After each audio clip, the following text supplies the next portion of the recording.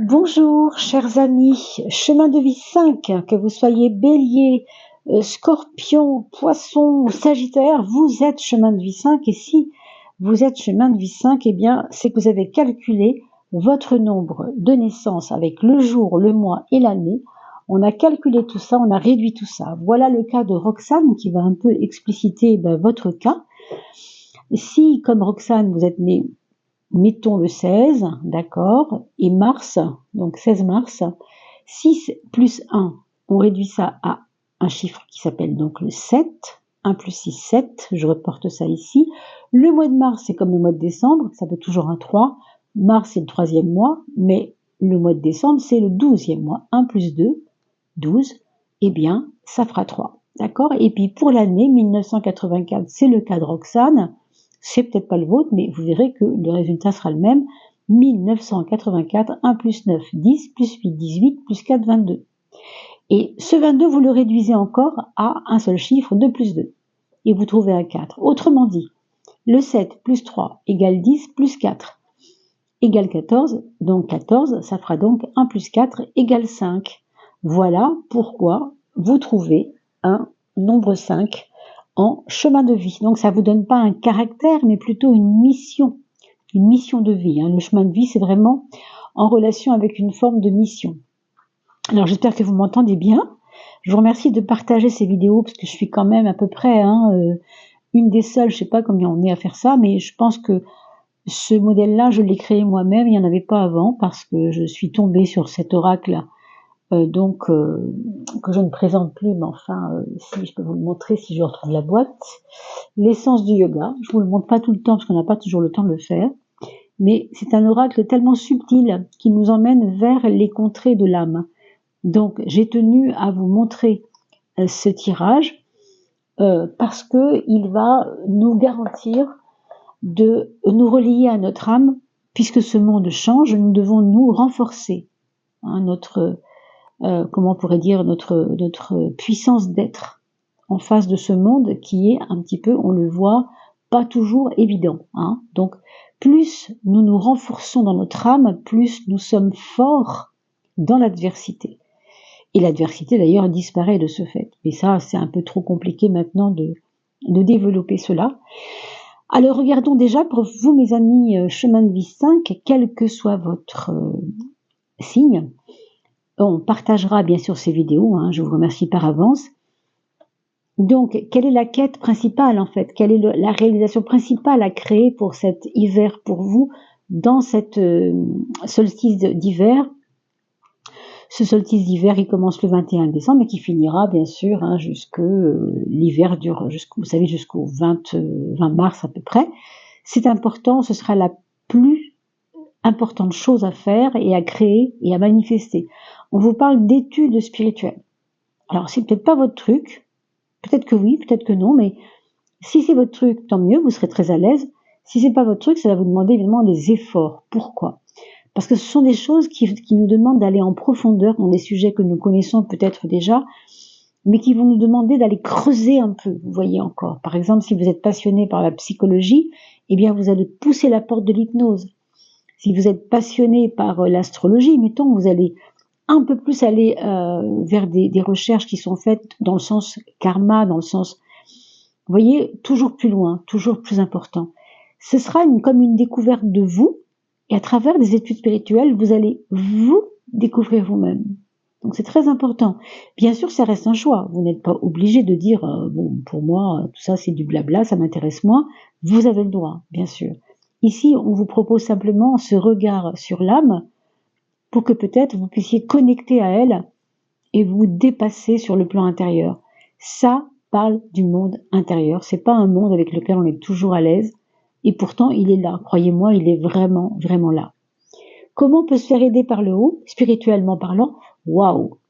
Alors, vous avez ce qu'on appelle sur le haut, vous avez le samadhi. Le samadhi, vous savez, c'est presque, je dirais, on n'est plus dans l'être, on est dans le non-être. On est avant d'être. Avant d'être, ça veut dire quoi? Ça veut dire qu'on était, avant d'être dans ce monde ici, relié à tout ce qui est création, avant qu'elle soit faite. C'est-à-dire, là, ça rejoint évidemment des choses tellement, pour nous, intouchables, tellement impalpables, qu'évidemment c'est difficile d'en parler. Mais le samadhi, vous pourrez regarder, bien sûr, sur Internet, vous avez des choses là-dessus. C'est un état particulier, transcendé, on pourrait dire. C'est quasiment quand on n'a plus besoin de s'incarner quelque part. Vous voyez, donc, ce que ça nous dit ici, c'est que quelque chose va certainement vous donner envie de creuser. Quelque chose d'assez lumineux, quelque chose d'assez profond, peut-être très personnel, peut-être très intérieur, peut-être un rêve que vous allez faire une nuit, peut-être un signe que vous allez entendre, que vous allez voir, que vous allez sentir, une musique.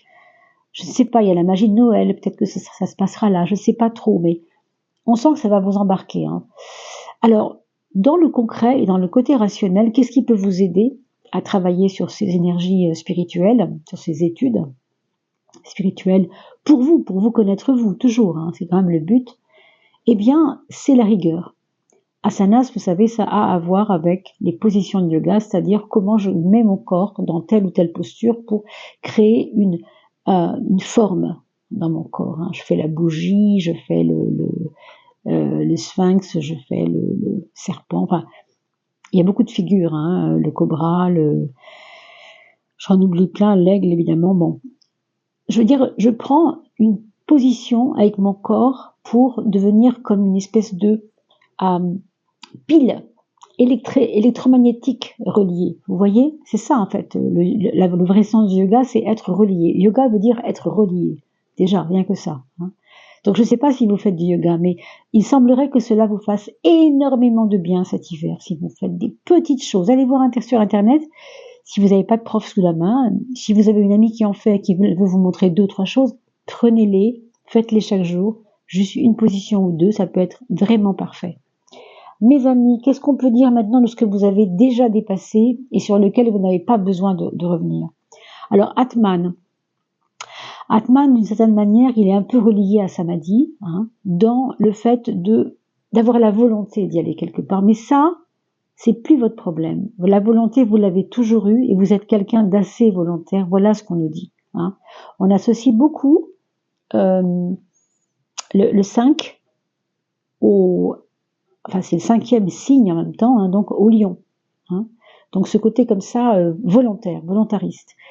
Ça, vous l'avez déjà exploré, ne perdez pas de temps avec ça pour cet hiver. Votre volonté, vous l'avez, elle est chevillée à vous.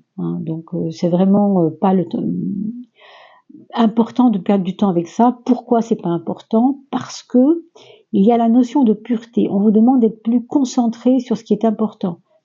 Dans pureté, voyez bien le côté pureté, c'est ce qui est important, et le côté impur, c'est ce qui est pas, voyez, c'est ce qui déborde un peu, c'est un peu ce que les choses du corps sont rejetées on dit souvent que les imperfections et les impuretés sont rejetées par le corps parce qu'elles n'ont plus rien à faire, elles ont suffisamment, elles ont pollué le corps et on les enlève du corps, vous voyez, donc de manière intérieure, de manière psychologique, c'est la même chose. Ne perdez pas de temps, allez à l'essentiel, ne vous remplissez pas de choses inutiles. Voilà ce qu'on vous dit, c'est très important, ne perdez pas de temps avec ça.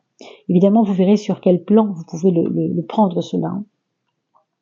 Qu'est-ce que vous avez déjà réglé? Vous avez déjà réglé les problèmes de nez. Alors le nez, qu'est-ce que c'est? C'est comme une forme d'intuition, d'avoir du flair.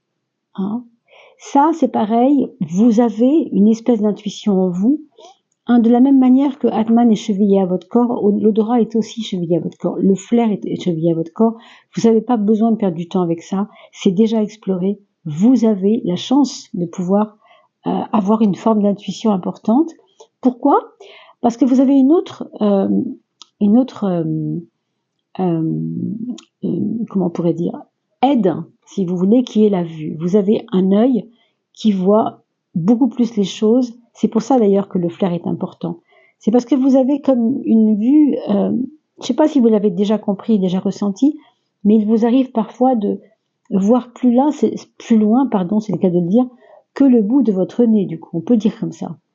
Voir plus loin que le bout de son nez, c'est ne pas se contenter des apparences. C'est aller chercher quelque chose de plus essentiel. Vous voyez? C'est très beau, hein, franchement. Vous avez un joli boulot en ce moment à faire sur ce mois de décembre. En même temps, on le voit ici, ne perdez plus de temps avec ça, vous avez déjà fait ça. Hein. On vous met ça à gauche pour que vous compreniez que c'est pas un travail essentiel. Là, ça va être drôlement plus important à droite, d'accord? Alors, pour finir avec ce qu'on n'a plus besoin de faire, en fait, le domaine de la co-création, c'est ne plus attendre de preuves que l'univers vous envoie des belles choses. Parce que la co-création chez vous, vous avez déjà vu des choses, vous avez déjà perçu que, tiens, j'ai fait telle chose et ça m'a rapporté des choses. Alors, donner des exemples, ce serait vraiment compliqué aujourd'hui, mais vous aviez par exemple un ennemi juré, vous avez fait un effort envers lui et ça vous a rapporté beaucoup de bonheur. Et ça, si vous ne l'aviez pas compris, vous ne l'auriez pas fait. Et comme vous l'avez compris, vous l'avez réalisé et ça vous a aidé. Donc c'est pareil, vous avez déjà, semble-t-il, eu cette intelligence du cœur-là de dire « je sais ce qui est bon pour moi, je sais ce que je peux créer ». Pourquoi c'est important ? Parce que ça vous a appris aussi quand même déjà à vous connaître. Et c'est très bien que vous soyez en ce moment en train de soulever des pans de vous, peut-être avec d'autres outils dans les études spirituelles. Parce que vous avez déjà une connaissance de terrain, de ce que c'est que l'être humain, de ce que c'est que votre âme, de ce qu'elle a besoin de réaliser avec vous. Vous avez déjà compris beaucoup de choses. Hein. J'ai vraiment l'impression que là, ouais, déjà rien que le fait d'avoir Samadhi là-haut, moi ça me parle de quelqu'un qui a eu des incarnations, je ne sais pas, de personnes qui s'est déjà élevé. Dans vos vies antérieures, semble-t-il, il y a des choses qui ont été assez hautes. On pourrait dire ça comme ça. Hein. Qu'est-ce qu'on doit apprendre à dominer ? Alors là, on va parler maintenant de ce qui reste à faire. Hein, pour cet hiver est vraiment important. L'esprit de dévotion, ne le voyez pas seulement comme l'aspect religieux. Ici, on parle de dévotion déjà pour commencer envers vous-même. Quand on parle de dévotion, on parle d'amour. Je me dévoue à ma famille, je me voue à mes enfants, je me dévoue, je me voue. Vous savez, quand on dit se donner aux autres. Hein. C'est ça la dévotion, la vraie dévotion, c'est ça. Hein. Et ça, c'est un truc qu'il faut vraiment que vous compreniez parce que elle a une raison d'être, cette dévotion. C'est pas seulement, si vous êtes religieux, très bien, vous pouvez continuer dans ce domaine-là, hein. Mais si vous n'êtes pas forcément dans ces choses, et vous avez tout à fait le droit de ne pas être là-dedans, bien sûr, hein, ça, chacun a sa vie, bien sûr, sachez que donner avec le cœur, c'est parfois très gratifiant. Et pourquoi c'est important ? Parce que ça vous apporte de la joie, regardez, contentement, évidemment, quand on donne, on croit qu'on nous prend quelque chose. En fait, non. Quand on donne, on se donne à soi. Parce qu'on a tellement de joie à donner que du coup, cette joie, on la prend pour nous aussi. Ça, c'est vraiment en l'expérimentant que vous pouvez le comprendre. Mais je pense que vous comprenez déjà. Je parlais avec un ami tout à l'heure sur Facebook et il me disait « J'ai tellement rendu les gens heureux aujourd'hui avec ce que j'ai fait pour eux. J'étais heureux. » Et les photos montraient un beau sourire avec toute l'équipe avec qui il était pour donner des victuailles à des personnes dans un HLM. Enfin, c'était très beau comme principe de partage. Mais lui était comme joyeux, comme s'il avait reçu le cadeau lui-même, alors que c'était celui qui l'avait donné, en fait. Et ils étaient 5 sur la photo, et c'était très beau, vraiment. Tiens, 5, justement. Vous voyez ? Donc, donner donne de la joie aussi à soi-même. Important, c'est vraiment important. Vers quoi vous devez vous élever ? Alors, vous devez vous élever, un peu subtilement, je l'avoue, vers une forme d'abandon. Il y a des choses que vous avez peut-être pas encore abandonnées et qui vous rendent la vie un peu lourde. Alors, il peut s'agir de choses matérielles, mais pas forcément. On n'est pas là pour seulement pour. Nous ne sommes pas tous des moines franciscains hein, qui délaissent toute leur fortune pour la cause. La dévotion, c'est bien, mais ça a aussi des limites. C'est pour ça que je vous dis. L'abandon, ça peut être aussi l'abandon de certaines idées aussi, de certaines habitudes aussi. Et pourquoi c'est important, cette forme d'abandon ? Eh bien oui, parce que ce que vous n'abandonniez pas, vous ne l'abandonniez pas parce que l'ego vous contrôlait un peu. Mais aujourd'hui, vous voyez, il y a un truc qui se passe, c'est que vous avez, j'ai l'impression, hein, commencé à prendre un contrôle sur l'ego. Et je le vois ici avec Samadhi. Samadhi, c'est l'anti-ego, évidemment. Hein, il n'y a pas de... il peut pas y avoir de volonté. La volonté, elle est cachée dans l'ego, elle resplendit dans la conscience, bien sûr, après, quand elle est bien amenée, mais évidemment que c'est quelque chose qu'il faut cultiver avec beaucoup de précision et sans s'emballer jamais, quoi. Et ici, on voit que votre ego vous a joué des pièges où vous n'arrivez pas à abandonner certaines habitudes.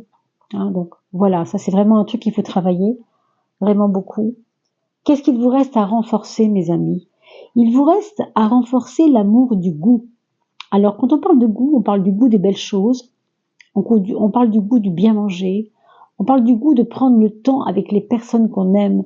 Le goût, c'est pas seulement goûter avec la bouche, c'est vraiment goûter la vie. Vous savez, c'est goûter le moment. Hein, vous avez une grand-mère que vous adorez, hein, mais vous n'allez pas souvent la voir parce que voilà, là où elle est, c'est pas facile, l'endroit, machin, tout ce qu'on voudra. Alors vous y allez en bâclant un peu la relation et on vous dit non, non, non, non, regardez, pranayama, c'est la cause. Pranayama, c'est quand vous respirez. Respirez l'instant pour que ce cadeau que vous faites aux gens, vous avez 3 fois, c'est magnifique, la forme d'abandon à des choses auxquelles on est trop attaché par égotisme, on va dire. Vous avez en même temps un contentement à avoir parce que vous êtes dévoué aux autres et vous avez ici, comme autre travail à faire, vous le voyez, en dehors bien sûr de s'élever spirituellement par les études et par se comprendre soi, à aimer la vie, redécouvrir le goût de la vie, mais pour les instants qu'elle vous apporte. Le pranayama, c'est précisément l'instant de la respiration, de chaque respiration. Vous savez qu'il y a des médecins aujourd'hui qui soignent avec des prises de conscience, hein, des psys bien sûr, mais pas que, des prises de conscience de ce que peut apporter une bonne respiration aux personnes.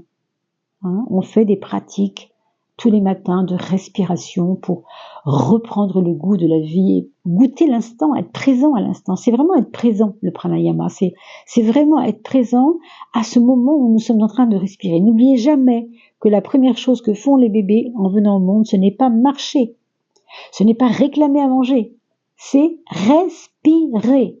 Alors mes amis, s'il y a vraiment une personne sur les 9 nombres des 9 chemins de vie qui doit entendre cela aujourd'hui, c'est ça, c'est vraiment ça. Apprenez à respirer, apprenez à regoûter à cette vie, cette nouvelle vie où vous allez prendre le temps de ce plaisir-là, de ce plaisir de la vie, ce que la vie vous apporte. C'est un très très beau tirage, mes amis, vraiment, je suis même très émue moi-même de l'avoir ressenti comme cela, vraiment, je suis partie avec vous, hein, du coup. Et pourtant, je suis pas chemin de vie 5, mais vraiment, j'ai beaucoup d'émotions avec ce tirage-là en particulier. Très très beau en tout cas. Merci de partager ces tirages. J'espère qu'ils vous auront apporté autant de bonheur qu'à moi. Reliez-vous à votre âme, c'est vraiment essentiel par les temps qui courent et Dieu sait qu'on sait de quoi on parle. Hein. Et puis, bien sûr, likez ces vidéos, c'est important, sinon on ne me voit pas sur YouTube, même si on est déjà à 3000 abonnés et c'est très beau. Sachez que c'est toujours un petit clic qui coûte pas grand chose, mais qui nous fait beaucoup de bien. Donc, bien sûr, vous envoyez des petits pouces, et bien sûr, s'il vous plaît, abonnez-vous à cette chaîne, et puis la petite cloche sera agitée pour que je puisse vous envoyer les notifications. Nous allons mettre en ligne tout bientôt la vidéo des fêtes de fin d'année, pour la fin du mois de décembre, donc soyez au rendez-vous, bien sûr. Prenez bien soin de vous pendant ces fêtes, et bon préparatif de fête de fin d'année. À bientôt.